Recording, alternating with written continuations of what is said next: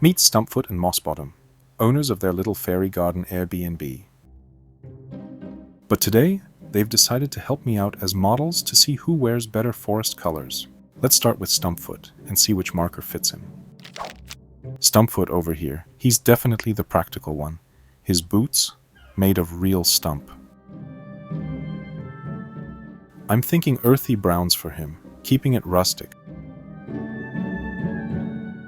Oh, this guy means business. He's literally standing on rocks. Stumpfoot's out here redefining rock-solid style. Switching to Mossbottom here, classic forest fashionista. His whole aesthetic? I woke up like this, but with a lot of moss. I think I'm gonna give him some deep forest greens, maybe throw in a pop of mysterious woodland shadow.